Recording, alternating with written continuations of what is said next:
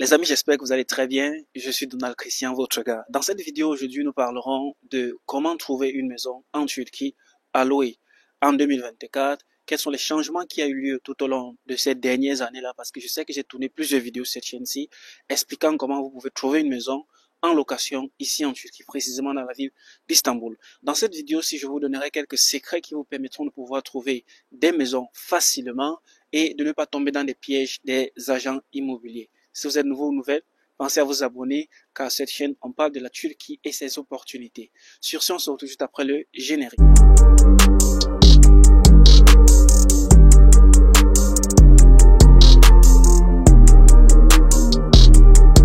Bienvenue une fois de plus, moi c'est Donald Christian. Sur cette chaîne, je parle des opportunités en Turquie, des bourses d'études internationales et du business. Alors, je sais que tu es déjà abonné, lâche un pouce j'aime.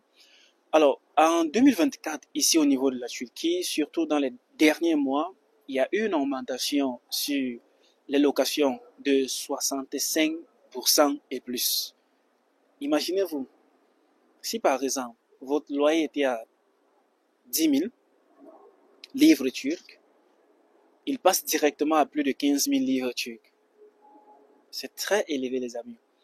Toutefois, malgré cette augmentation-là, il est toujours difficile en fait pour les personnes de pouvoir trouver des maisons ici au niveau de la Turquie lorsqu'elles veulent louer cela. Je appellerai cela Turquie parce que le nouveau nom c'est Turquie. Je fais toujours cette même erreur-là. Vous savez les amis, lorsque vous cherchez une maison dans ce pays-ci, précisément dans la ville d'Istanbul, il y a plusieurs voies et moyens pour pouvoir trouver des maisons dans ce pays.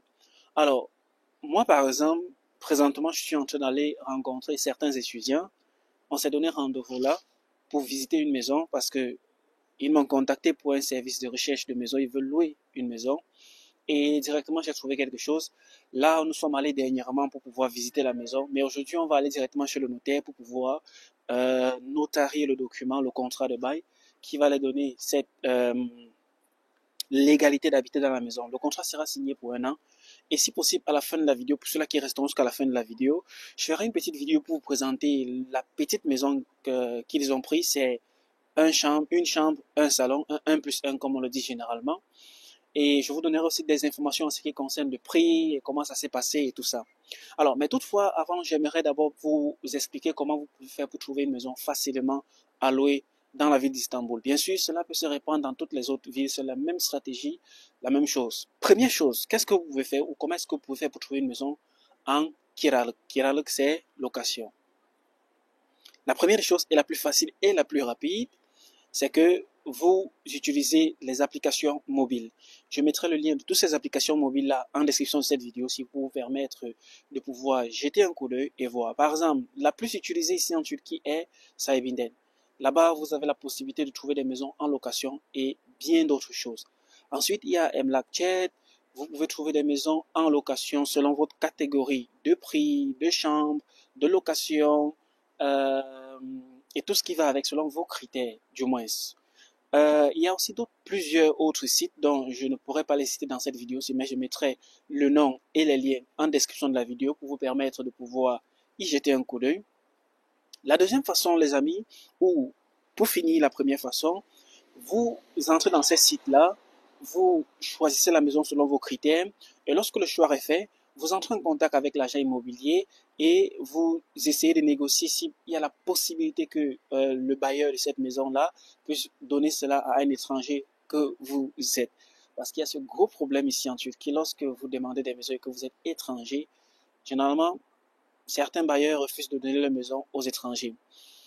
La deuxième des choses, la plus simple et la plus facile, c'est que vous vous déplacez sur place. Alors, vous partez sur place, vous allez voir, il y a plusieurs bureaux là, d'agents immobiliers. J'en filmerai sûrement certains là d'ailleurs. Il y a plusieurs bureaux, vous entrez là-bas, mais la différence c'est que vous devrez absolument parler turc. Bien sûr, vous pouvez vous déplacer avec un interprète pour pouvoir interpréter ce dont vous voulez leur communiquer. Et lorsque vous trouvez une maison là-bas, dans ces bureaux-là, du moins vous négociez les prix avec eux, vous donnez vos informations, et s'ils sont d'accord, ils font visiter la maison, et puis vous pouvez facilement signer le contrat. La troisième possibilité de pouvoir trouver une maison ici en Turquie, les amis, est de se balader sur TikTok ou demander de bouche à oreille. Ok?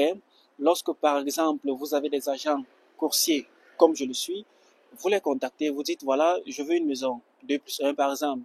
Ces enfants-ci m'ont contacté par le biais de leurs parents, ils m'ont dit Donald, on a nos 2 enfants là-bas en Turquie, on aimerait que tu les trouves une maison 1+1 ou un 2+1. Ils m'ont donné tous les critères et donc j'ai pris note de ces critères-là et directement je connais commencé mes recherches.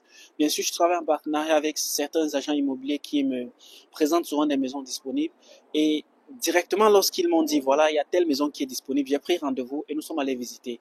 Bien sûr, par ce moyen, si vous allez dépenser un peu plus, pourquoi? Parce qu'au-delà de payer la commission au niveau de l'agent immobilier, vous devriez aussi payer une commission à la personne qui vous aide à trouver cette maison-là, surtout si c'est une personne qui fait dans ce genre d'activité. Les amis, je pense que c'est quelques informations dont je voulais vous donner pour cette première partie de la vidéo. Dans la deuxième partie, je vous parlerai en fait des informations concernant l'appartement qu'on a pris et où elle se situe et quels sont les critères de cet appartement-là. Restez scotchés, on se retrouve juste après.